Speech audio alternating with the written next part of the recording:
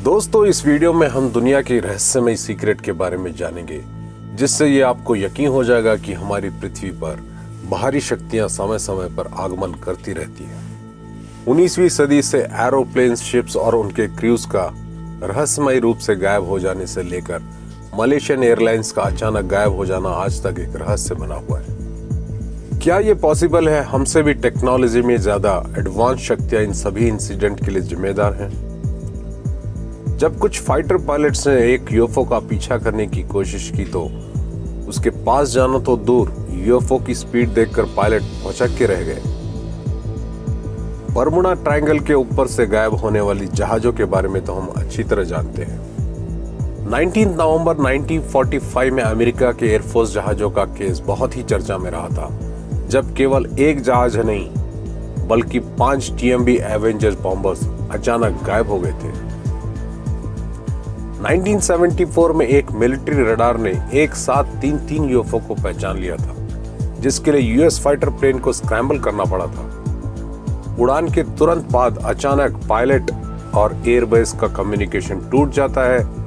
आज तक ना प्लेन और ना ही पायलट का पता चल पाया है। हमेशा से ही लोग इन रहस्यमय सीक्रेट को जानने की इच्छुक रहे हैं, लेकिन शायद ये क्लासिफाइड इंफॉर्मेशन आम लोगों तक कभी नहीं पहुंचेगी। इसका कारण है रिकॉर्ड्स में छुपे हुए वो सत्य जो एलियंस की मौजूदगी का प्रमाण है। कुछ अमेरिकन मिलिट्री बेसेस ऐसे हैं जिनको एलियंस की स्टडी के लिए बनाया गया है, जिसमें एरिया 51 सबसे महत्वपूर्ण माना गया है। एरिया 51 यूएस के नेवाडा डेजर्ट में स्थित है। यह दुनिया के सबसे फेमस मिलिट्री बेस में गिना जाता है, जो कि सबसे रेस्ट्रिक्टेड भी है, जहां बिना अनुमति परिंदा भी पर नहीं मार सकता। कई लोगों का मानना है कि क्रॉप सर्कल्स एलियंस के इंसानों से बात करने का एक माध्यम है। साइंटिस्टों ने इन क्रॉप सर्कल की इर्द गिर्द हो रही यूएफओ के द्वारा मैग्नेटिक फील्ड की स्टडी कर इस बात की पुष्टि की है।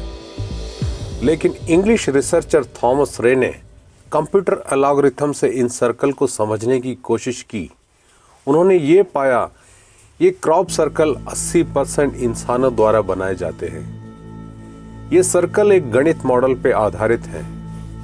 पर सवाल ये आता है, अगर 80% इंसानों ने बनाए हैं तो 20% किसने बनाए हैं? क्या इंसानों द्वारा बनाए गए इन सर्कल्स में अपने सर्कल जोड़कर ये एलियंस हमसे कुछ बातें करना चाहते हैं? एलियंस द्वारा अपहरण किए गए लोगों की कहानी इस बात को और भी पुख्ता कर देती है कि अंतरिक्ष में हम अकेले नहीं हैं।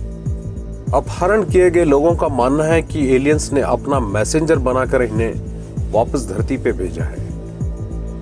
अपहरण किए गए लोगों की संख्या 1950 में सबसे ज्यादा चर्चा में थी। कुछ लोगों का मानना है कि एलियंस जानना चाहते थे कि इंसानों को न्यूक्लियर पावर में कैसे इस्तेमाल हो सकता है। इन अपहरणों से इंस्पायर होकर 5 नवंबर 1975 को एक फिल्म बनी थी, जो कि एरिज़ोना के कुछ मजदूरों पर बेस्ड थी, जो जंगलों से काम करके लौट रहे थे। आज भी सभी उस मंजर को बिलीव करते हैं जब एलियंस का स्पेसशिप उनके सर पर मंडराने लगा था। यूएफओ से निकलने वाली तेज रोशनी ने सभी को कुछ देर के लिए अंधा कर दिया था। जब यूएफओ वहां से चला गया तो उन्होंने पाया उनका एक साथी कम था, जो 5 दिनों बाद वहीं मिला। उस मजदूर ने सभी को डरा देने वाला अपना यूएफओ का एक्सपीरियंस शेयर किया। उसकी ये सच्चाई लाई डिटेक्टर में भी सही साबित हुई। इस घटना के बाद ऐसे कई हादसे सामने आए जहां लोगों ने यूएफओ को तेज प्रकाश फैलाते हुए देखा। ये प्रकाश उनको होश में तो रखता था, लेकिन अपने अंगों को हिलाने में असमर्थ बना देता था। वैज्ञानिकों का मानना है कि अगर हम कहें कि इस अंतरिक्ष में हम अकेले हैं, तो ये एक नादानी होगी। अगर सिर्फ हमारी गैलेक्सी की बात करें तो इसमें 100 करोड़ से भी ज्यादा प्लैनेट होंगे, जिसमें ज्यादातर प्लैनेट हमारी पृथ्वी के आकार के हैं। तो लॉजिकली ये मानना इस अंतरिक्ष में सिर्फ हम अकेले हैं गलत होगा। ये संभव है कि पृथ्वी की ही तरह कई ग्रह जीवों को संरक्षा देने में सामर्थ है। यह माना जाता है हमारी गैलेक्सी में पृथ्वी के जैसे कई सैकड़ों ग्रह हैं। अभी तक हमारी गैलेक्सी आकाश गंगा की तरह लगभग 500 और गैलेक्सी की खोज की जा चुकी है। इसलिए ये कहना गलत नहीं होगा कि पृथ्वी के अलावा भी कहीं ना कहीं जीवन पनप रहा होगा। अपहरण किए गए एरोप्लेन्स को छोड़कर अगर हम स्पेस मिशन की बात करें तो एस्ट्रोनॉट्स का कहना है कि उनका एनकाउंटर ऐसे ऑब्जेक्ट्स के साथ होता रहता है जो देखने में किसी कंट्रोल्ड एयरक्राफ्ट की तरह दिखते हैं। रशियन एस्ट्रोनॉट व्लादिमीर, जिन्होंने स्पेस में 1977 से 1982 के बीच में करीब 217 दिन बिताए थे, उनका कहना है, मेरे साथ कुछ भी कहें लेकिन मैं सत्य कहूंगा कि मैंने कई यूएफओ को देखा है जो अलग अलग आकार और साइज के थे।